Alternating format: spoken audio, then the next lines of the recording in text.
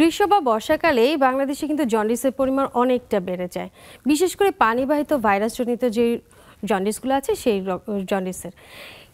হাত পায়ের রং যদি হলুদ হয়ে যায়, চোখের রং যদি হলুদ হয়ে যায় বা প্রস্রাবের রং যদি হলুদ হয়ে যায়, তাহলে কিন্তু সবাই মনে করেন জন্ডিস হয়েছে। কিন্তু আসলে কেন হচ্ছে জন্ডিস, সেই বিষয়টা কিন্তু এখন অনেকের কাছেই অজানা রয়েছে। তাই দর্শক, আজ আমরা পুরো অনুষ্ঠান জুড়ে কথা বলবো জন্ডিস কেন হয় সেই বিষয় নিয়ে। আমি ডাক্তার শারমিন জামান আপনাদের সবাইকে স্বাগত জানাচ্ছি নেক্সাস টেলিভিশন প্রতিদিনের স্বাস্থ্য বিষয়ক আয়োজন কেমন আছেন অনুষ্ঠানে। দর্শক, আজ আমরা কথা বলবো জন্ডিস কেন হয় এবং এই বিষয় নিয়ে কথা বলার জন্য আজ আমাদের সাথে আছেন একজন বিশেষজ্ঞ অতিথি। আমাদের সাথে আছেন অধ্যাপক ডাক্তার মোহাম্মদ ফখরুল আলম, গ্যাস্ট্রোএন্টারোলজি ও লিভার বিশেষজ্ঞ, holy family red crescent medical college ও হাসপাতাল। আপনাকে স্বাগত জানাচ্ছি আমাদের আজকের আয়োজনে। ধন্যবাদ আপনাকে এবং আপনার মাধ্যমে নেক্সাস পরিবারের সবাইকে আজকে এত প্রাসঙ্গিক এবং গুরুত্বপূর্ণ একটা বিষয় নিয়ে সবার সামনে উপস্থাপন করার জন্য। অনেক ধন্যবাদ আপনাকে আমাদের সাথে যুক্ত থাকার জন্য। আর দর্শক, আপনাদের অনুরোধ করছি আমাদের সাথে সরাসরি কিন্তু যুক্ত থাকতে পারবেন। স্ক্রিনে যে নাম্বারটি দেওয়া আছে সেই নাম্বারে কিন্তু সরাসরি প্রশ্ন করতে পারবেন আমাদের বিশেষজ্ঞ চিকিৎসককে। আর এই অনুষ্ঠানটি একই সাথে ফেসবুক লাইভ হচ্ছে, আপনারা চাইলে লাইক, কমেন্ট এবং শেয়ারের মাধ্যমে আমাদের সাথে অবশ্যই যুক্ত থাকতে পারেন, সাথে কমেন্ট সেকশনে প্রশ্নও করতে পারেন। চলে যাই আজকে আমাদের মূল অনুষ্ঠানে, যেখানে আমরা কথা বলবো প্রথমে জন্ডিস কেন হয় সেই বিষয় নিয়ে। কিন্তু আপনার কাছে যেটা জানবো সেটা হচ্ছে জন্ডিস কিন্তু সবার কাছে কম বেশি পরিচিত এই রোগটা সম্পর্কে, কিন্তু জন্ডিস কি আসলে নিজস্ব কোনো রোগ, নাকি এটা আসলে কোনো একটা রোগের উপসর্গ বা লক্ষণ হিসেবে আসলে দেখা দেয়? জি, খুবই সুন্দর প্রশ্ন করেছেন। যে জন্ডিস যখনই কারো চোখ হলুদ হয়ে যায় বা প্রস্রাব হলুদ যায় বা শরীর হলুদ যায়, তখন সবাই মনে করেন যে ওনার একটা জন্ডিস রোগ হয়েছে। জন্ডিস কিন্তু আসলে কোনো রোগ নয়, এটা একটা রোগের উপসর্গ মাত্র। অনেকগুলো রোগ আছে যেগুলার কমন উপসর্গ হচ্ছে জন্ডিস। সেই রোগগুলো আসলে কি যদি আপনাকে বলি, আমাদের দেশের এই সময় বিশেষ করে সবচেয়ে প্রাসঙ্গিক এবং সবচেয়ে কমন রোগ কোনটা যেখানে জন্ডিস দেখা দেয়, সেটা হচ্ছে হেপাটাইটিস। হেপাটাইটিস মানে কি? হেপা মানে হচ্ছে লিভার বা যকৃত যাকে আমরা বলি। সেই লিভারে যদি প্রদাহ হয়, যদি কোনো ইনফেকশন হয়ে যায়, ভাইরাস জনিত সবচেয়ে বেশি ভাইরাস জনিত, সেই ভাইরাসগুলো কোথেকে আসে? সবচেয়ে কমন ভাইরাস হেপাটাইটিস ভাইরাস, যারা লিভারকে আক্রমণ করে এবং প্রদাহ তৈরি করে। সেই ভাইরাসগুলো সবচেয়ে কমন ভাইরাস কি? এ এবং E virus. Hepatitis A, hepatitis B, C, D, E, এভাবে আমরা লিভারের ভাইরাসগুলোকে নামকরণ করি। তার মধ্যে এ এবং ই ভাইরাস, এগুলো পানিবাহিত বা দূষিত খাবারের মাধ্যমে ছড়ায়। ধরেন আমাদের দেশে অনেকে দেখা যায় আপনার ফুটপাতে প্রচুর খাবার পাই, সে স্কুলে যেয়ে হোক অথবা কেউ অফিসে যেয়ে হোক, আমাদের কর্মব্যস্ততার ফাঁকে আমরা যখন রাস্তায় মজাদার খাবার দেখি, আখের রস বলেন অথবা শরবত বলেন অথবা পেঁপের রস বলেন, দেখি আমরা মজা করে খেয়ে ফেলি। এই যে আমরা খাই, খাবারের সাথে মধ্যে যে আমরা একটা জীবাণু শরীরে ঢুকিয়ে ফেললাম কিনা সেটা কিন্তু আমরা ভাবি না কখনো। কিন্তু বিশেষ করে এই গরমের সময়, এই বর্ষাকালে, আপনি এখন বর্ষা ছেড়ে প্রায় শরৎ চলে এসেছে, এখন কিন্তু বর্ষার একটা আমেজ এবং গরমের তীব্রতা কিন্তু রয়েছে। কাজে খাবারগুলো কিন্তু দূষিত হয়ে যাচ্ছে। সেই দূষিত খাবার যে আমরা ঢুকিয়ে ফেললাম শরীরে, এর মাধ্যমে কিন্তু আমরা জন্ডিসের একটা জীবাণু, হেপাটাইটিসের জীবাণু ঢুকিয়ে ফেলতে পারি। সেটা কি? এ ভাইরাস, ই ভাইরাস। সেগুলো বাচ্চাদের যে ক্ষেত্রে যদি আপনি বলেন, স্কুল গোয়িং যারা আছে, বাচ্চারা স্কুলে যাচ্ছে, এদের বেশি এ ভাইরাস দিয়ে হয়। আর বড়দের ক্ষেত্রে ই ভাইরাস দিয়ে হয়। এই যে জন্ডিস দুটা হয়, এটা আমরা বলি হেপাটাইটিস। এরা লিভারকে আক্রমণ করে। লিভারকে আক্রমণ করলে কি হয়? জন্ডিসটা কেন চোখটা হলুদ হয়ে যায়? কারণ কি, বিলিরুবিন নামে একটা পদার্থ আছে শরীরে, যেটা রক্তে তার পরিমাণ বেড়ে যায়।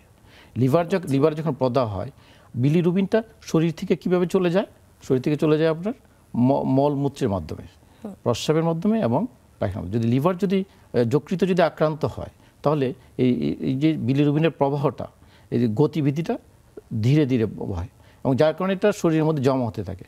তার জন্য এই যে জন্ডিসটা দেখা। জন্ডিস মানে তো সবাই জানে যে বিলিরুবিনের মাত্রা অনেক বেড়ে যায়, যেটা হচ্ছে চিকিৎসকের কাছে গেলে একটা কমন পরীক্ষা থাকে যে বিলিরুবিন টেস্ট করা। এই টেস্ট করলে দেখা যাচ্ছে যখন বেড়ে যাচ্ছে তখনই বলছে যে আপনার তো জন্ডিস হয়েছে। আসলে কি বিলিরুবিনের মাত্রা আসলে কতটা বেড়ে গেলে সেক্ষেত্রে জন্ডিস হচ্ছে?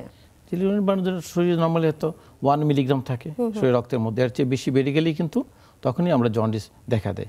2 মিলিগ্রাম 3 মিলিগ্রামের উপর হলে বা 4 মিলিগ্রামের উপর হলে তখন কিন্তু একদম চোখ হলুদ হয়ে যাচ্ছে, তারপরে সেটাকে বাড়িয়ে দেওয়ার জন্য কি ভাইরাসটা বেশি এই ভাইরাসটা বেশি কাজ করে। ভাইরাস ছাড়া ভাইরাসটা আমাদের সবচেয়ে কমন। ভাইরাসের যে অন্য কারণে হয় না তা না।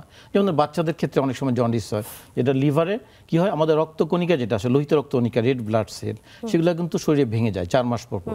কারো যদি দ্রুত ভেঙে যায়, ধরেন 50 দিন পর পর ভেঙে গেল বা আরো কম সময় ভেঙে গেল, এত দ্রুত ভেঙে যায় তাতে কিন্তু বিলিরুবিন তৈরি হয়। সেই বিলিরুবিনটা শরীরে নর্মাল ওয়েতে, নর্মাল ভাবে কিন্তু প্রস্রাব পায়খানার মাধ্যমে এটা দ্রুত সরে যায়, কিন্তু এখানে হতে পারে না। জি, বের হয়ে যাচ্ছে, কিন্তু এত দ্রুত তৈরি হয়। যাদের বাচ্চাদের ক্ষেত্রে অনেক সময় বিভিন্ন রোগ আছে, জন্মগত রোগ, এটাকে আমরা বলি থ্যালাসেমিয়া রোগ। প্লীহা বড় হয়ে যায়, তাদের জন্মগত রোগ, এটা রক্তজনিত ত্রুটি। এখানে কিন্তু তৈরি হচ্ছে বেশি বিলিরুবিন, যার জন্য বিলিরুবিন শরীরে জমা হচ্ছে। সেটা শরীর থেকে সরায় কুলোতে পারছে না শরীর, যার কারণে এগুলো জমা হয়ে যাচ্ছে। আরও অনেক কারণ আছে। ধরেন একটা রক্ত শরীরে বিলিরুবিন তৈরি হলো, কিন্তু লিভারের পরে, লিভার থেকে এটা বের হয়ে যায় কোথায়? যায় আমাদের খাদ্য নালীর মাধ্যমে, এটা মলের সাথে চলে যায় বা প্রস্রাবে চলে যায়। কিন্তু লিভারের পরে যে পিত্ত নালীটা আছে, সেখানে যদি কোনো কারণে বাধাগ্রস্ত হয় এই বিলিরুবিনের প্রবাহের, তাহলে কিন্তু জন্ডিস দেখা দিবে। কারণ এখানে আটকে যায়, সেটা ধরতে পারে না, আবার রক্তে বিলিরুবিনের মাত্রা বেড়ে যাবে। হ্যাঁ, সেটা কি দিয়ে হতে পারে? সেটা তো আপনার যে পিত্ত নালী আছে, এর মধ্যে যদি কোনো কারণে বাধাগ্রস্ত, কি দিয়ে? একটা পাথর দিয়ে, আমরা বলি স্টোন। অনেক সময় আমরা শুনতে পাই যে পিত্তথলিতে পাথর হয়েছে, অথবা ধরনের স্ট্রিকচার ন্যারো হয়ে গেল রাস্তাটা, অথবা এখানে কোনো ক্যান্সার দেখা দিল, ক্যান্সার এটা ব্লক করে দিল, তাহলে হতে পারে, তখনও হতে পারে। অনেক সময় দেখা যায় যে পিত্তথলিতে পাথর হলে বা এই ধরনের নালী যদি বন্ধ হয়ে যায়, অনেক সময় কেটে ফেলতে হয়, বাদ দিয়ে দিতে হয়। তো তখন কি লিভারের উপর কি বেশি প্রেসার পড়ে না, বা এটা কোনো সমস্যা হতে পারে? যদি পিত্ত নালী যদি কেটে ফেলে দিতে হয়, আলাদা স্টেন্ট পড়াই দিই আমরা, বিকল্প একটা রাস্তা তৈরি করে দিই লিভারের উপরে। তবে লিভারের উপর অন্য কারণে চাপ পড়ে, যেমন ধরেন ভাইরাস ছাড়া কেউ কোনো হার্বাল ওষুধ খেলো, হার্বাল মেডিসিন না জেনে খেয়ে ফেলে, যে বনাজি ওষুধ আমরা যেগুলাকে বলি, এগুলা খেলে কিন্তু অনেক সময় লিভারের উপর অনেক চাপ পড়ে।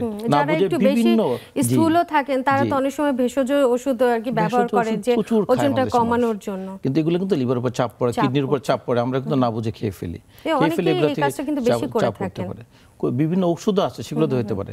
যেমন প্যারাসিটামল, আপনি কেউ 20টা 30টা একসাথে খেয়ে ফেললো রাগ করে, অথবা কেউ সাধারণ একটা ওষুধের কথা বলি, যেমন যক্ষা রোগের ওষুধ, টিবি রোগের ওষুধ, এগুলো দিয়ে কিন্তু অনেক সময় জন্ডিস হতে পারে।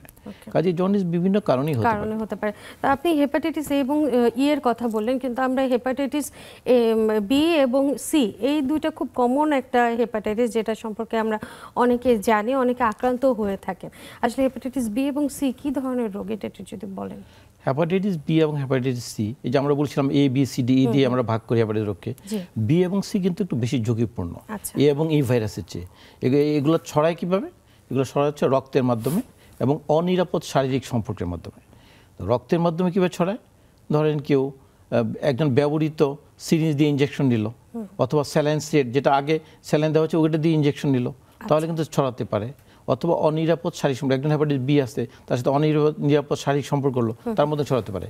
মা প্রেগনেন্ট, গর্ভবতী, সে মায়ের হেপাটাইটিস বি পজিটিভ আছে, তার সন্তানের কিন্তু হতে পারে, অনাগত যে সন্তান তার কিন্তু হতে পারে। সেজন্য আমাদেরকে খুব সতর্ক থাকতে। বি এবং সি একইভাবে ছড়ায়, একটা হচ্ছে রক্তের মাধ্যমে এবং অনিরাপদ শারীরিক সম্পর্কের মাধ্যমে। সেক্ষেত্রে কি তাহলে বৈবাহিক সম্পর্ক থেকে তারা কি বিচ্ছিন্ন থাকবে, মানে বিয়ে করার সম্ভাবনা কি একদমই থাকবে না? সেটা হচ্ছে ধরেন একজনের পাত্র বা পাত্রী একজনের পজিটিভ আছে, তাহলে যাকে উনি বিয়ে করবেন তাকে উনি টিকা দিয়ে নেবেন। হেপাটাইটিস বি ভাইরাসে কিন্তু টিকা আছে, সেই ক্ষেত্রে কিন্তু উনি নিয়ে নিতে পারেন টিকাটা নিলে তার শরীরে যে প্রতিরোধ ক্ষমতা তৈরি হলো কিনা সেটা দেখে নিলে তখন ওনারা বিয়ে করলে আর সমস্যা হবে না, তখন সমস্যা হবে না। এই ক্ষেত্রে আসলে যদি কোনো নারী যদি পজিটিভ হয়ে থাকে, তখন তার গর্ভধারণের কি সমস্যা থাকবে বা ঝুঁকি থাকবে? নারী যদি পজিটিভ হয়ে থাকেন, সেই নারী কিন্তু সন্তান নিতে পারবেন না তা নয়, কিন্তু একটা হচ্ছে ওনার স্বামীকে আগে টিকা দিয়ে নেবেন, এক। দুই হচ্ছে ওনার যে অনাগত সন্তান, উনি একজন যে গাইনি বিশেষজ্ঞের যে পরামর্শে থাকবেন, উনি কিন্তু আগে থেকে এই ব্যাপারে সতর্ক থাকবেন। ধরেন ওনার সিজার করা লাগলো, অথবা ওনার নর্মাল ডেলিভারি করা লাগলো, সেই ক্ষেত্রে কিন্তু যেটা করা হয়, বাচ্চা নবজাত যে সন্তান আছে ওনার, তার সাথে সাথেই টিকা দিয়ে দেওয়া হয়। আচ্ছা, 2 ধরনের টিকা দিয়ে দেওয়া হয়, সেটা ওনারা জানেন কিভাবে দিয়ে দেওয়া হয়। টিকা দিলে সে বাচ্চা কিন্তু অনেকটাই নিরাপদ থাকে। মানে পরবর্তীতে মা হেপাটাইটিস বি পজিটিভ হলেও সন্তানের ক্ষেত্রে অনেকটা ঝুঁকিপূর্ণ কমে যায়, ঝুঁকিটা কমে যায় যে তার সন্তানও পজিটিভ হবে না। তবে বাবা বা মা কেউ যদি পজিটিভ না থাকেন, তারপরে নবজাতক সন্তান অনেক সময় দেখা যায় তার জন্ডিসের পরিমাণ, জন্ডিস হতে পারে, মানে বিলিরুবিনের মাত্রা অনেক বেশি হয়ে থাকে। সেটা কেন হয় আসলে? সেটা আমরা এটাকে বলি ফিজিওলজিক্যাল জন্ডিস। যদি জন্মের 24 ঘন্টা পরে হয় তাহলে এটাকে ফিজিওলজিক্যাল, এটা নর্মাল জন্ডিস, অনেক বাচ্চারই হয়, রক্ত দ্রুত ভেঙে যাওয়ার কারণে। শুধুমাত্র অপেক্ষা করলে ধৈর্যের সাথে এই জন্ডিসটা কিন্তু আস্তে আস্তে কমে যায়। সেক্ষেত্রে তো বলে যে রোদে দেওয়ার জন্য, যে সকালবেলার যে রোদটা সেটাতে বাচ্চাকে, মানে নবজাতক শিশুতে প্রথম 15 দিন দিলে তার শরীরে যে রংটা বা চোখের যে রংটা ওটা অনেকটা সাদা হয়ে যায়। জি, আমরা ছোট সময় এটা দেখেছি অনেকে, কিন্তু এখন যে আধুনিক চিকিৎসা এসেছে, আমেরিকান পেডিয়াট্রিক সোসাইটি, ওরা কিন্তু এখন আর এটা রিকমেন্ড করে না, যে বলে যে এখন আর এটা প্রয়োজন নেই, নিজে থেকে এটা চলে যাবে, সেক্ষেত্রে কোনো ফটোথেরাপি বা কোনো চিকিৎসার প্রয়োজন হয়? অনেক সময় মেশিনে ফটোথেরাপি দেওয়া যায়, তবে সূর্যের আলোতে না। সূর্যের আলোতে দিতে এখন প্রথম 6 মাস পর্যন্ত বাচ্চাকে বলা হয় যে সূর্যের আলোতে না দেওয়াটাই ভালো। মানে একদম নবজাতক শিশুতে প্রথম 6 মাস আসলে দেওয়ার কোনো প্রয়োজন নেই। যদি তার জন্মের 24 ঘন্টা পরে জন্ডিস দেখে, জন্মের 24 ঘন্টার মধ্যে যদি জন্ডিস আছে, তাহলে কিন্তু এটা বিভিন্ন কারণে হতে পারে। রক্তের গ্রুপের মিসম্যাচ যেগুলা বলে, সেসব কারণে হতে পারে। সেই ক্ষেত্রে শিশু বিশেষজ্ঞের পরামর্শ নিয়ে তার চিকিৎসা দিন থাকাটা ভালো। আচ্ছা, হেপাটাইটিস বি যারা পজিটিভ থাকছেন তারা তো প্রতিষেধক নিয়ে অনেকটা সুস্থ থাকতে পারছেন, কিন্তু তারা তো এই যে ভাইরাসটা সারা জীবনই তো বহন করছে। জি, সেই ক্ষেত্রে কি শরীরে অন্য কোনো সমস্যা হতে পারে কি, বা লিভারে অন্য কোনো সমস্যা হয় তার? হেপাটাইটিস বি যাদের আছেন, যেমন হেপাটাইটিস বি একজন পজিটিভ আছেন, এটা 2 রকমভাবে হতে পারে। একটা হতে পারে যে উনি ক্যারিয়ার মানে আছে একটা লিভারের মধ্যে, এটা কিন্তু সুপ্ত অবস্থায় আছে, এটা কোনো ঝামেলা করছে না, লিভারকে আক্রমণ করছে না, চুপচাপ বসে আছে। সেই ক্ষেত্রে কিন্তু আমার অনেক রোগী আছে, বা আমরা দেখি অনেক রোগী দিনের পর দিন, বছরের পর 20 বছর 30 বছর কেটে গেছে, কোনো সমস্যা করছে না, লিভার থেকে সরেও যাচ্ছে না, লিভারকে আক্রমণ করছে না। অন্য কোনো অঙ্গকেও কি আক্রান্ত করার কোনো সম্ভাবনা? সহজে আক্রমণ করছে না, এই ধরনের এক ধরনের আছে। আরেক ধরনের আছে না, লিভারকে আক্রমণ করছে, আক্রমণ করছে, লিভারকে সমস্যা করছে। কাজে লিভারকে যদি আক্রমণ করে, সেটাকে ঠেকানোর জন্য ওষুধ আছে, ট্যাবলেট আছে এবং ইনজেকশন আছে, ইন্টারফেরন ইনজেকশন বা অন্যান্য ভাইরাস ট্যাবলেট আছে, সেগুলোকে ঠেকায় দেওয়ার জন্য, শরীর থেকে বের করে দেওয়া, লিভার থেকে বের করার জন্য ওষুধ পৃথিবীর কোথাও নাই, হেপাটাইটিস বি ভাইরাস এখন পর্যন্ত আসে নাই, আমরা পাই নাই। আচ্ছা, জন্ডিসের তো একটা কমন যে উপসর্গ বা লক্ষণ যেটা আমরা বলতে পারি, যে হাত পায়ের রং হলুদ হয়ে যাচ্ছে, চোখের রং হলুদ হচ্ছে, প্রস্রাব হলুদ হচ্ছে, এছাড়া কি আর কোনো লক্ষণ আছে যেগুলোর মাধ্যমে বুঝতে পারবে যে তার জন্ডিস হয়েছে? একটা হচ্ছে যে চোখ হলুদ, তারপর হচ্ছে আপনার প্রস্রাব হলুদ, সমস্ত শরীর হলুদ হয়ে যাচ্ছে। তাছাড়া আপনি যে জিভ দেখেন কারো, জিভের নিচের দিকে, এটাকে আমরা বলি আন্ডার সারফেস দ্য টাং, ওই জায়গাটা কিন্তু হলুদ হয়ে যায়। এবং আমরা কিন্তু বেশিরভাগ ডাক্তাররা, চিকিৎসকরা কিন্তু আমরা কনফার্ম করি ওই জায়গাটা দেখে, জিভের নিচে হলুদ হয়ে গেল কিনা এটা দেখে। এছাড়া বমি ভাব বা অন্য কিছু কি হতে পারে? হয় প্রথম দিকেই, কিন্তু যারা নাকি হেপাটাইটিস ভোগেন, প্রথমেই কিন্তু তার জন্ডিসটা আসে না। প্রথমে দেখে এক চিকিৎসকের কাছে এক সময় আসেন, এবং অনেক সময় চিকিৎসকরা ভুল করে ফেলেন, কেমন যে শুধু জ্বর নিয়ে আসতে পারে, অথবা পেট ফাঁপা নিয়ে আসতে পারে, বমি নিয়ে আসতে পারে, দুর্বলতা নিয়ে আসতে পারে, খাওয়ার অরুচি নিয়ে আসতে পারে। খাওয়ার অরুচি নিয়ে আসলে, পেট ফাঁপা নিয়ে আসলে অনেক বলে গ্যাস্ট্রিকের সমস্যা হয়েছে, গ্যাস্ট্রিকের ওষুধ খেলো। অনেকে জ্বর নিয়ে আসলে মনে করে যে তার টাইফয়েড হয়েছে, টাইফয়েড ওষুধ খেলো। আর 10 দিন পরে দেখা যায় তখন আস্তে আস্তে জন্ডিসটা দেখা দিচ্ছে, চোখ হলুদ হয়ে যাচ্ছে, পেশাব হলুদ হয়ে যাচ্ছে, তখন জন্ডিসটা তার আসল রূপ নিয়ে চলে আসে, লিভারের যে রোগ। হেপাটাইটিস বি পজিটিভ যারা হয়, এটা তো জন্মগত কোনো রোগ না, বা বংশগত রোগ না হয়তোবা, কিন্তু এটা যখন শুরুটা হয় বা কেউ যখন পজিটিভ হন, তখন তার কি কি লক্ষণ থাকে? হেপাটাইটিস বি যদি পজিটিভ হন, কেউ এ বা ই ভাইরাসের মতো সরাসরি, যেমন পেট ফাঁপা, অ্যাকুট হেপাটাইটিস আমরা যে বলি, যে ক্ষণস্থায়ী সংক্রমণ, এটা নিয়ে আসতে পারেন, যে তার পেট ফাঁপা, জ্বর, জন্ডিস এগুলো নিয়ে আসতে পারেন। অনেক সময় নীরবে শরীরে ঢুকে যায় হেপাটাইটিস বি এবং সি, এটা ধরা পড়ে না। কেউ হয়তো বিদেশে যাবেন, অথবা কোনো কারণে কাউকে ব্লাড দিবেন, রক্ত দিবেন, হেপাটাইটিস বি পরীক্ষা করে দেখলেন জানেন তার শরীরে তো হেপাটাইটিস বি পজিটিভ, তাৎক্ষণিকভাবে এটা দেখা গেল, অর্থাৎ সুপ্ত অবস্থায় ছিল, নিরাপদে শরীরে ঢুকে যায়, কোনো লক্ষণই তার দেখা দেয় না। তখন এমনও আসতে পারে বি এবং সি দুটোই, দুইভাবে আসতে পারে। বি এবং সি এর লক্ষণও কি একই রকমই, সেম একই রকম লক্ষণ নিয়ে আসে। বি এবং সি সাধারণত এই দুইটা ঝুঁকি বেশি। বি এবং সি কখনো কখনো, সবার নয়, কখনো কখনো, বিশেষ করে হেপাটাইটিস বি যদি শিশুদের হয়, বাচ্চাদের হয়, তার কিন্তু দীর্ঘ দীর্ঘস্থায়ী সংক্রমণের সম্ভাবনা বেশি হয়ে যায়, ক্রনিক দিকে যাওয়ার, যেমন লিভার সিরোসিস, লিভার ক্যান্সার, এগুলোতে যাওয়ার সম্ভাবনা বেশি থাকে বাচ্চাদের ক্ষেত্রে। আর বড়দের ক্ষেত্রে যদি হেপাটাইটিস বি ঢুকে যায়, শতকরা 90-95 ক্ষেত্রে এটা বের হয়ে যায়, কিন্তু বাকি 5 থেকে 10 জনের কিন্তু এটা দীর্ঘস্থায়ী একটা সমস্যা দেখা দিতে পারে। Chronic hepatitis B, liver cirrhosis, জটিল সমস্যা দেখা দিতে পারে কারো কারো ক্ষেত্রে। আচ্ছা, এই হেপাটাইটিস সি এর ক্ষেত্রেও কি একই রকমই কি পদ্ধতি হয়, যে তাদের লিভারে কোনো সমস্যা হতে পারে, না হতে পারে, বা হলে তার জন্য কোনো প্রতিষেধক আছে? জি, হেপাটাইটিস সিটা কিন্তু অনেক সময় দেখা যায় যে এটা দীর্ঘস্থায়ী সংক্রমণ নিয়ে এসেছে, ক্রনিক লিভার ডিজিজ নিয়ে এসেছে, অথবা লিভার ক্যান্সার নিয়ে এসেছে, এমন হতে পারে। হেপাটাইটিস সি কিন্তু সংক্রমণটা এবার বির চেয়ে বেশি।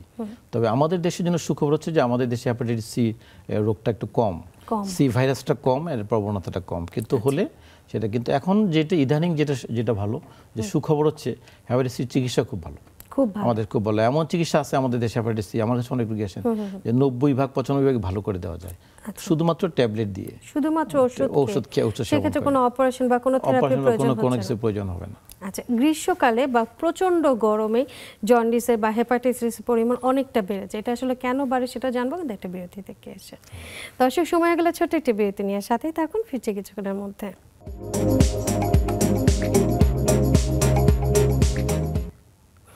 বিরতির পর সবাইকে আরও একবার স্বাগত জানাচ্ছি, আমি ডাক্তার শারমিন জামান। দর্শক, আজ আমরা কথা বলছিলাম জন্ডিস কেন হয়, এবং এই বিষয়ে কথা বলার জন্য আজ আমাদের সাথে আছেন অধ্যাপক ডাক্তার মোহাম্মদ ফখরুল আলম। বিরতিতে যাবার আগে আমরা স্যারকে প্রশ্ন করেছিলাম যে গ্রীষ্মকালে বিশেষ করে যখন প্রচণ্ড গরম পড়ে, এই সময়টা জন্ডিসের পরিমাণটা অনেকটা বেড়ে যায় কেন?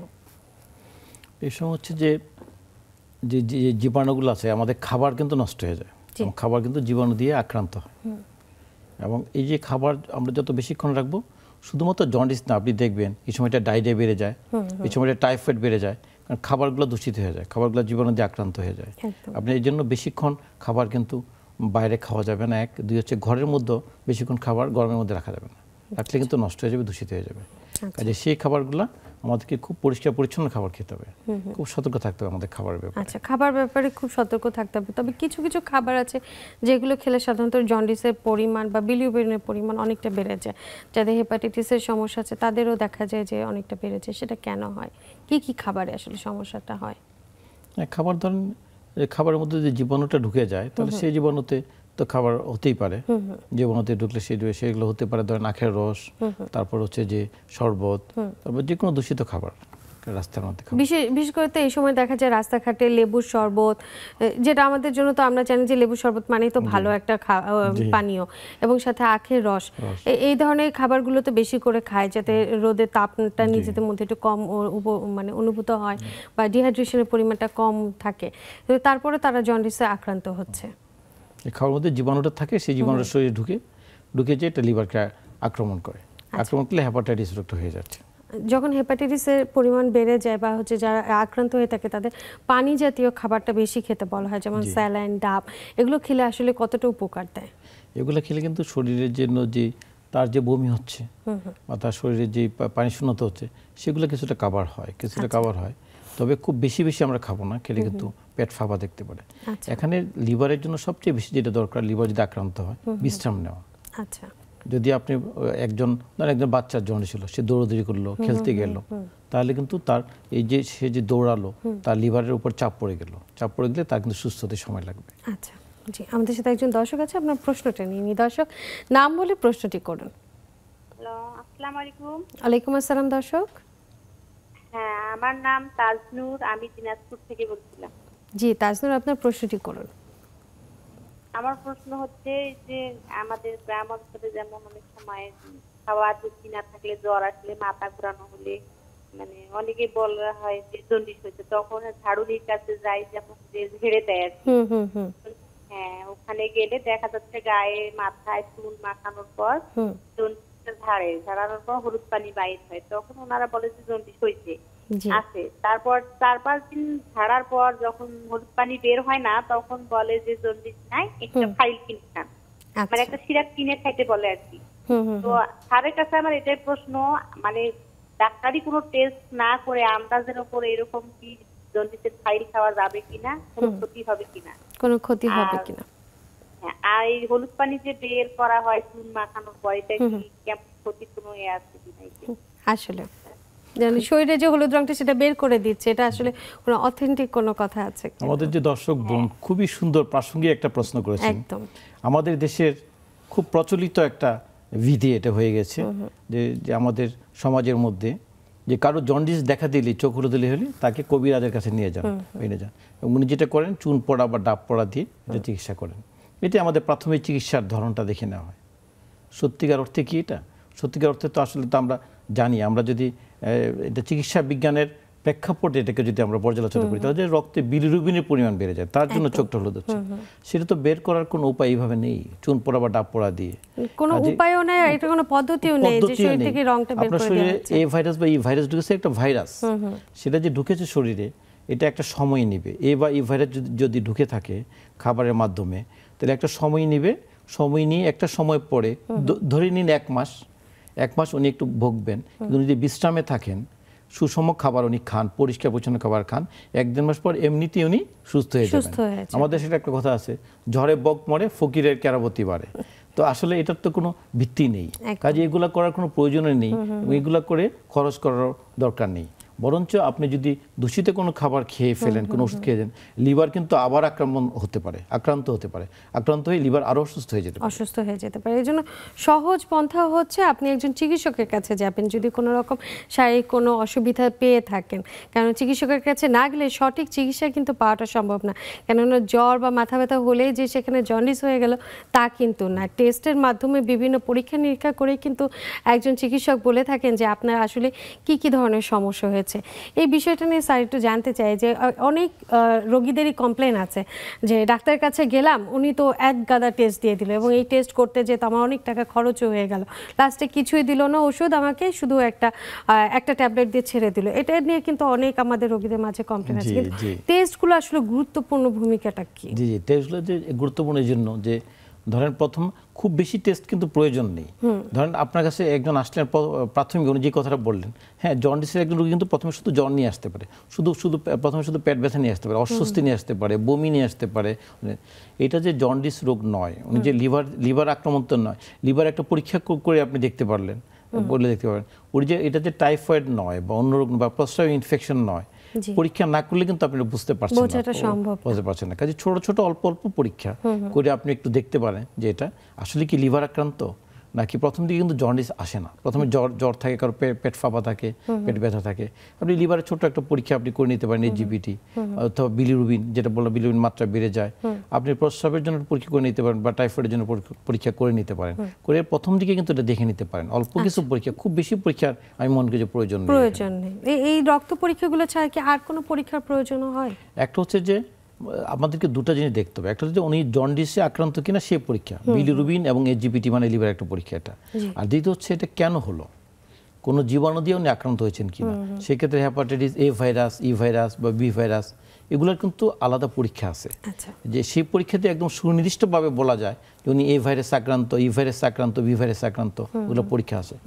লিভারের কোনো ক্ষতি করলো কিনা সেটার জন্য প্রথমিন টাইম বা এই ধরনের কোনো পরীক্ষা আছে যেগুলো দিয়ে আমরা লিভারের আক্রান্ত কিনা সেগুলো আমরা দেখে নিতে পারি। আচ্ছা, যখন এই ধরনের আক্রান্ত হয়ে গেল বা হচ্ছে যারা হচ্ছে হেপাটাইটিস বি এবং সিতে যারা আক্রান্ত হয়, তারা আক্রান্ত হওয়ার আগে আসলে কোন বয়স থেকে প্রতিষেধকগুলো নেওয়া যায় বা টিকাগুলো নেওয়া যায়? জি ঠিকই বলেছেন যে হেপাটাইটিস বি ভাইরাসের কিন্তু টিকা আছে, যেটা নাকি আমাদের জন্মের সময় আমাদের যে ইউপিআই যে টিকা দেওয়া হয়, যে ডিফথেরিয়া, হুপিং কফ, টিউবারকুলোসিস, এগুলো যে ওষুধ টিকাগুলো বাচ্চাদেরকে দেওয়া হয়, এর সাথে কিন্তু জন্ডিসের টিকাও দিয়ে দেওয়া হয় সরকারিভাবে। এটা এগুলো একটা বি ভাইরাস। এই ভাইরাসের টিকাও কিন্তু কেউ বাচ্চাদের ক্ষেত্রে দেওয়া যায়। এই দুইটা ভাইরাসের কিন্তু টিকা আছে, সি ভাইরাসের টিকা এখন পর্যন্ত নাই, আমাদের দেশে নাই। তো এটা আসলে কোন বয়সে, মানে শিশুদের ক্ষেত্রে দেওয়া যায়? যারা ধরেন ছোটবেলায় দেয় না বা শিশু অবস্থায় তাদেরকে দেওয়া হয় না, তারা কি যে কোনো বয়সে নিতে পারবেন? যে যাদেরকে বি ভাইরাস যারা নাকি আগে নেন নাই, তারা বি ভাইরাস কিন্তু যে কোনো বয়সে নিতে পারেন। আচ্ছা, যেমন আমাদের সময় ছোট সময় টিকা ছিল না, আমাদের বয়সী যারা, তারা কিন্তু যে কোনো বয়সে নিয়ে নিতে পারেন টিকা। আচ্ছা, এই ভাইরাসের টিকাগুলো কি এমন হয় যে একবার টিকাটা নিলে এটাই আমার সারা জীবন শরীরে থাকছে, নাকি এটা কি বুস্টার কোনো ডোজ আছে যে এটা পরবর্তীতে কিছুদিন পর পর নেওয়াটা ভালো হয়? হেপাটাইটিস 3টা টিকা নেওয়া হয়, আজকে একটা 1 মাস পর একটা 6 মাস পর একটা, এইভাবে নেওয়া হয়। কারো যদি ধরেন খুব বেশি আক্রান্ত, লাইফ পার্টনার কেউ থাকে আক্রান্ত, তারা যদি একটু বেশি নেওয়া লাগতে পারে। নিয়ে আবার কিন্তু ধরেন আপনি আজকে একটা নিলেন, 1 মাস পরে 6 মাস পরে একটা, তার পরবর্তী কিন্তু আপনি চেক করে নিতে পারবেন, দেখে নিতে পারবেন যে টিকাটা কার্যকরী হলো কিনা। এটার জন্য আলাদা পরীক্ষা আছে, আলাদা একটা পরীক্ষা আছে। এবং এটা এটা কতদিন পর পর করাটা আসলে নিরাপদ? সেটা আপনি ধরেন টিকা নেওয়ার 1-2 মাস পরেই আপনি করে দেখতে পারেন। আবার অনেক সময় বুস্টার টিকা নেয় অনেকে। বুস্টার মানে আপনি যেটা বললেন যে 1 বছর পরে আরেকটা টিকা নিয়ে নিতে পারেন, নিয়ে দেখতে। যদি দেখা গেল যে না, ওনার প্রতিরোধ ক্ষমতা পুরোপুরি তৈরি হয়নি, তাহলে 1 বছর পরে আরেকটা টিকা নিলে বুস্টার করলো, সেই তার প্রতিরোধ ক্ষমতা আরো বেড়ে গেল। আচ্ছা, এটা কি 1 বছর পর পর নেওয়া যায় নাকি একবার 1 বছর পরে নিলে আর পরে 15-20 বছর পর্যন্ত প্রতিরোধ ক্ষমতা থাকে, দীর্ঘদিন থাকে এর প্রতিরোধ ক্ষমতা। হেপাটাইটিস ভি ভাইরাসের টিকাটা বিটা আর এ এবং সি যদি হয়, এই ভাইরাসের টিকা নাই। এই ভাইরাসটা ছোট সময় বাচ্চাদের ক্ষেত্রে বেশি দেওয়া হয়। বাচ্চাদের ক্ষেত্রে সেখানে কি 3টা ডোজই থাকে? বাচ্চাদের ক্ষেত্রে টিকা দেওয়া হয়, সেটা নিয়ে নেওয়া হয়। আর তাই সেক্ষেত্রে কি এর বুস্টার বা হচ্ছে পরবর্তীতে বড় হওয়ার পরে লাগে না, ওদের প্রথম নিলেই টিকাটা অনেক কিছুদিন থাকে। তবে এই ভাইরাসের টিকা ভি ভাইরাসের মতো অতটা কার্যকরী নয়, ভি ভাইরাসটা খুবই কার্যকরী। আচ্ছা, যারা একটু বয়স্ক ব্যক্তি আছেন আমাদের পরিবারে, যে বয়োজ্যেষ্ঠ যারা ডায়াবেটিস এবং প্রেশারে দীর্ঘদিন ধরে আক্রান্ত আছেন, তারা যদি কোনোভাবে হেপাটাইটিস বি বা সিতে যদি পজিটিভ হয়ে যান, সেক্ষেত্রে আসলে তাদের কি কি ধরনের সমস্যাগুলো হয়? ভি ভাইরাস বা সি ভাইরাস যদি কেউ আক্রান্ত হয়ে যান, তাহলে যে বিভিন্ন একটা হতে পারে যে উনি এটা সুপ্ত অবস্থায় আছে, কোনো ঝামেলাই করছে না। ভি ভাইরাসের কথা বলছি আমি। ক্যারিয়ার হলে আমরা দেখে নিব লিভারের পরীক্ষা করে যে লিভারকে এটাকে আক্রমণ করছে না করে নাই সুপ্ত অবস্থায়। যদি লিভারে সুপ্ত অবস্থায় থাকে, তাহলে 6 মাস পর পরে আমরা শুধু এইচবিএসসি পরীক্ষা, এইচজিবিটি পরীক্ষা করে যাব, দেখবো যে লিভার থেকে সরে গেছে নাকি লিভারকে আক্রমণ করছে। যদি করে তাহলে আক্রমণ প্রতিরোধ করার জন্য আমরা ওষুধ দিয়ে যাব। যদি লিভারকে আক্রমণ না করে, দিনের পর দিন আমার অনেক রোগী আছে 20 বছর 30 বছর কিছু হচ্ছে না, কিছু কাজে কোনো চিকিৎসার প্রয়োজন নেই। লিভারকে আক্রমণ করলে তখন তার জন্য ট্যাবলেট বা ইনজেকশন এগুলো রয়ে গেছে। সি ভাইরাসে যদি আক্রান্ত হয়, সি ভাইরাস কিন্তু এভাবে সুপ্ত অবস্থায় শান্ত থাকে না, এটা লিভারকে আক্রমণ করে বেশিরভাগ ক্ষেত্রে। আক্রমণ করলে এর জন্য ইদানিং খুব সুন্দর কার্যকরী ওষুধ বের হয়েছে, যেটা দিয়ে একদম সি ভাইরাস আপনার শরীর থেকে 90% চেয়ে বেশি কার্যকরী ওষুধ, যে এটা একদম কি নিষ্ক্রিয় করে দেওয়া যায় সি ভাইরাস। এটা কি যে কোনো বয়সে নিতে পারে? যে কোনো বয়সে নেওয়া যায়, এটা নেওয়া যায়। এবং এটা খুব আমাদের দেশে আছে, একটু ব্যয়বহুল কিন্তু চিকিৎসাটা খুব ভালো। চিকিৎসাটা খুব ভালো। যারা দীর্ঘদিন ধরে ডায়াবেটিস রোগে আক্রান্ত আছেন, তাদের কি লিভারের সমস্যা হওয়ার সম্ভাবনা থাকে? ডায়াবেটিসে যারা আক্রান্ত তাদের ক্ষেত্রে ভাইরাস ছাড়াও লিভারে কিছু দুর্বল সমস্যা দেখা দিতে পারে, ফ্যাটি লিভার বা লিভারের অন্যান্য সমস্যা, যার কারণে লিভারের একটা এনজাইম এইচজিপিটি বেড়ে যায়, ফ্যাটি লিভার দেখা দেয় বা অন্য হতে পারে। সেক্ষেত্রে আসলে তাদের জন্য কি কি করা হয় বা কি ধরনের চিকিৎসা তাদেরকে দেওয়া হয়? ডায়াবেটিসটা নিয়ন্ত্রণে রাখতে হবে প্রথম কথা হচ্ছে, তাহলে লিভারের চাপটা কম পড়বে। আর হচ্ছে ফ্যাটি লিভার যদি হয়ে যায়, ফ্যাটি লিভারের জন্য আলাদা চিকিৎসা রয়েছে। এই ফ্যাটি লিভারের সমস্যা কিন্তু অনেকের ক্ষেত্রে হয়, যাদের ধরনের হেপাটাইটিস পজিটিভও না বা হচ্ছে ডায়াবেটিসও নেই, কিন্তু লিভারটা ফ্যাটি হয়ে গেছে, সেক্ষেত্রে কি করবে? ফ্যাটি লিভার কেন হয় সেই জিনিসটা আগে আমাদের বুঝতে হবে। বেশিরভাগ ক্ষেত্রে হয় কি, ধরেন ফ্যাট মানে লিভারে ফ্যাট বেশি, অর্থাৎ বেশিরভাগ ক্ষেত্রে দেখা যায় শরীরে ফ্যাট বেশি, শরীরে বেশি চর্বি জমে ফেলছেন, তার জন্য একটা অংশ লিভারও ঢুকে গেছে, লিভারও চর্বি জমে গেছে।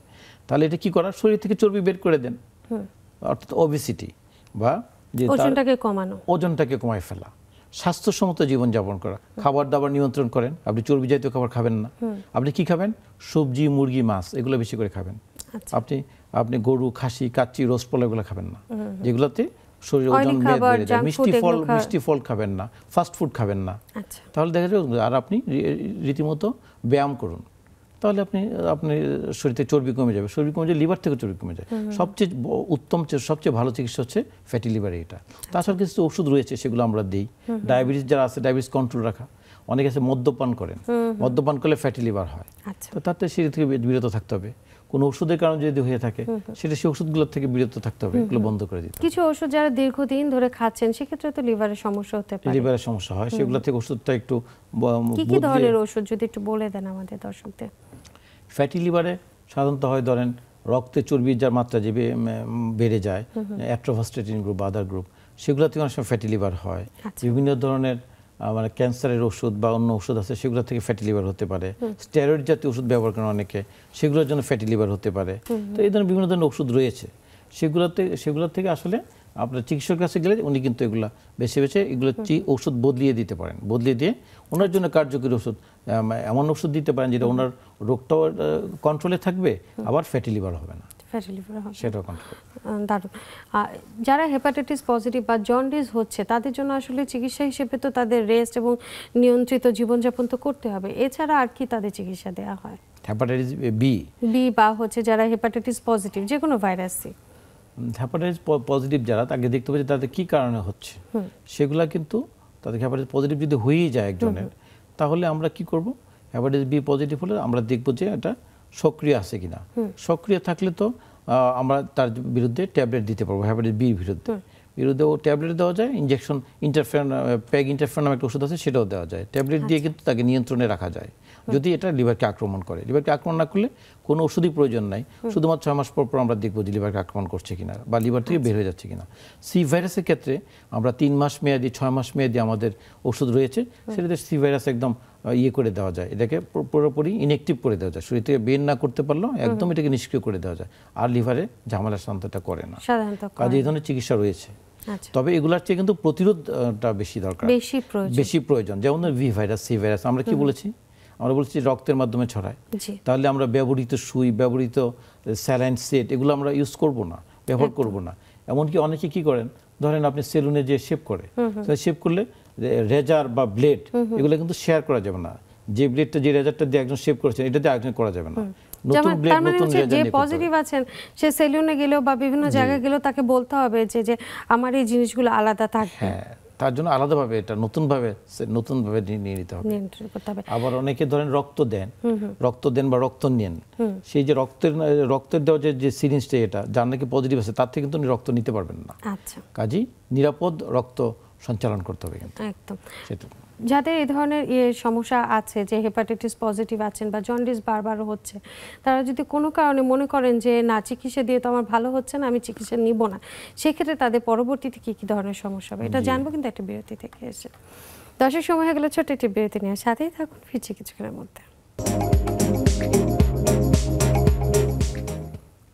বিরতির পর সবাইকে আরও একবার স্বাগত জানাচ্ছি, আমি ডাক্তার শামীম জামান। দর্শক, আজ আমরা কথা বলছিলাম জন্ডিস কেন হয় সে বিষয় নিয়ে, এবং এই বিষয়ে কথা বলার জন্য আজ আমাদের সাথে আছেন অধ্যাপক ডাক্তার মোহাম্মদ ফখরুল আলম। বিরতিতে যাবার আগে আমরা জন্ডিস নিয়ে অনেক কিছু শুনেছি, হেপাটাইটিস নিয়েও জানলাম, কিন্তু যারা মনে করেন যে আসলে আমার চিকিৎসার কোনো প্রয়োজন নেই বা আমি ভালো আছি, চিকিৎসা নিতে যাচ্ছি না, ওষুধ খেতে চাচ্ছি না, তাদের আসলে কী কী ধরনের সমস্যা পরবর্তীতে হতে পারে? জি, জটিলতা বলতে ধরুন আমরা যদি ভাইরাস ওয়াইজ ভাগ করে দিই, এই ভাইরাস কিন্তু আপনি যদি বিশ্রামে থাকেন তাহলে কিন্তু ভালো যাবে, বিশ্রামে না থাকলে কিন্তু ঝামেলা হতে পারে। একজন দৌড়াদৌড়ি করলো, প্রচুর পরিশ্রম করলো, লিভার বা চাপ পড়বে, তার কিন্তু হেপাটিক ফেলিউরে চলে যেতে পারে। হেপাটিক ফেলিউর মানে সেটা শতকরা 1 ক্ষেত্রে সেটা হয়। হেপাটিক ফেলিউর মানে হচ্ছে লিভারটা কার্যক্ষমতা হারিয়ে ফেললো, অকার্যকর হয়ে গেল, সে একদম অজ্ঞান হয়ে যেতে পারে, তাকে নিবিড় পরিচর্যা কেন্দ্র বা আইসিইউতে নিয়ে ভর্তি করে লাগতে পারে। এটা কিন্তু সেই জন্য বিশ্রামে থাকতে হবে। বিশ্রামে থাকলে কিন্তু এমনিতে আপনি ভালো হয়ে যাবে।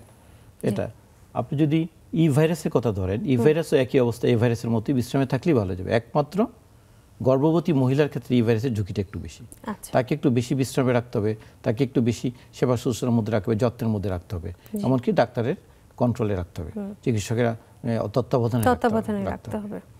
আপনি যদি বি ভাইরাস এবং সি ভাইরাসের কথা ধরুন, তাহলে বি ভাইরাস এবং সি ভাইরাস ক্ষেত্রে, বি ভাইরাস আমরা বলছি বাচ্চাদের ক্ষেত্রে একটু ঝুঁকিপূর্ণ বেশি, তাদের ক্ষেত্রে জটিলতা বেশি যায়, অর্থাৎ দীর্ঘস্থায়ী লিভার সিরোসিস, তারপরে ক্রনিক লিভার ডিজিজ এগুলো তো হতে পারে। বড়দের ক্ষেত্রেও শতকরা 5 থেকে 10 ক্ষেত্রে কিন্তু ক্রনিক লিভার ডিজিজ যেতে পারে, ক্রনিক হেপাটাইটিস যেতে পারে। কাজেই তাদেরকেও কিন্তু ভালো যত্ন নিতে হবে, তাদেরকে বিশ্রামে থাকতে হবে যাতে তাদের বি ভাইরাসটা শরীর থেকে বের হয়ে যায়। বের না হলে তার ক্ষেত্রে হেপাটিক ফেলিউরে চলে যেতে পারে, অথবা দীর্ঘস্থায়ী লিভার রোগে চলে যেতে পারে বি ভাইরাস এবং সি ভাইরাসের ক্ষেত্রে। আর গোপনে যে বি ভাইরাস গুলো সেটা তো ওনাদের করার কিছু নাই, কিন্তু রোগ ধরা পড়লে তখন চিকিৎসকের শরণাপন্ন হয়ে তার পরামর্শ মতো তাকে চলতে হবে। অনেকে আছে তার শরীরে লিভারের জীবাণু ঢুকে গেল, নিজে অনিয়ন্ত্রিত জীবনযাপন করেন, যেমন মদ্যপান করেন বা ইচ্ছা মতো খাবার খান, আবার যে বাইরে খেয়ে ফেললেন, বি ভাইরাস আসছে, তার মধ্যে আবার এই ভাইরাস ঢুকে গেল, তাহলে তার শরীরটা অনিরাপদ হয়ে গেল, তার শরীর ঝুঁকিটা বেড়ে গেল। কাজে এইসব ক্ষেত্রে কিন্তু খুব সাবধানে থাকতে হবে। যারা মদ্যপান করেন, মদ্যপান করতে লিভারের উপর কিন্তু অনেক চাপ পড়ে, এটাকে বলা হয় অ্যালকোহলিক হেপাটাইটিস, মদ্যপানজনিত লিভার রোগ। তাদের ক্ষেত্রে কিন্তু এই ধরনের লিভারের ক্রনিক লিভার ডিজিজ হয়ে লিভার ক্যান্সার পর্যন্ত হয়ে যেতে পারে।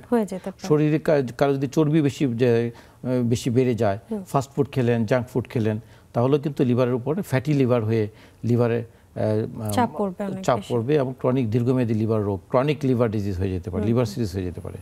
কাজে এইসব ব্যাপারে কিন্তু সাবধানে সতর্কভাবে থাকতে হবে অনেকটা বেশি। যাদের জন্ডিসে আক্রান্ত থাকে বা হচ্ছে হেপাটাইটিস রোগে আক্রান্ত হয়ে থাকেন, তাদের ক্ষেত্রে বলা হয় যে ঠান্ডা জায়গায় থাকতে, বেশি করে পানি খেতে, শরীরটাকে ঠান্ডা রাখতে এবং মশলা জাতীয় খাবারটাকে অ্যাভয়েড করতে বলা হয়, যে একদম সাদা তরকারি খাবে হলুদ ছাড়া, কারণ হলুদ খেলে গায়ের রং বেশি হলুদ হবে, এই ধরনের কথা বলা হয়ে থাকে। আসলে কি এইভাবে যদি চলেন কেউ, সে কি সুস্থ হয়ে যাবেন? আমরা কিন্তু প্রথমেই বলেছি যে জন্ডিস যে হলুদটা হয় সেটা কিন্তু রক্তে বিলিরুবিনের পরিমাণ আধিক্যের জন্য সেটা হচ্ছে, অর্থাৎ হলুদের সাথে কিন্তু এর কোনো সম্পর্ক নেই। হলুদের যে হলুদটা এটার সাথে বিলিরুবিনের কোনো সম্পর্ক নাই। কাজে হলুদ বেশি খেলে, মশলা বেশি খেলেই তার জন্ডিস বেড়ে যাবে এমন কোনো কথা কিন্তু নেই, বৈজ্ঞানিক কোনো ভিত্তি নেই এটা। তারপরে বেশি ঠান্ডা খেলে জন্ডিস ভালো হয়ে যাবে, লিভার আসবে, এটারও কোনো বৈজ্ঞানিক ভিত্তি নেই। সুষম খাবার, পরিচ্ছন্ন খাবার এটা যদি খান এবং বিশ্রাম নেন তাহলে লিভারের জন্য সবচেয়ে উপকারী। কাজে জন্ডিসের সাথে হলুদের তরকারির কোনো সম্পর্কই নেই, যে বাইরে থেকে একটু বেশি হলুদের তরকারি খেলো বা হলুদ জাতীয় কিছু খেলো তার মানে তার জন্ডিস হচ্ছে, সেরকম কিছু নেই। অতিরিক্ত মশলা খাওয়াটা শরীরের জন্য স্বাস্থ্যসম্মত না, সেটা বলা যেতে পারে। আর যারা হেপাটাইটিস রোগে আক্রান্ত থাকে তাদের জন্য একটু মশলাটা কমিয়ে নেওয়াটা সেটা ভালো, অনেকটা ভালো। সেক্ষেত্রে কি ডাবের পানি, স্যালাইন এগুলো কি বেশি করে খেতে হবে এমন কিছু? তরল জিনিস খেতে পারেন বেশি করে, স্যুপ খেতে পারেন, তরল খেতে পারেন, রুচি যদি তার না থাকে স্বাস্থ্যসম্মত খাবার খেতে পারেন, মাছ মুরগি সবই খেতে পারবেন, খাবার খেতে কোনো সমস্যা নেই।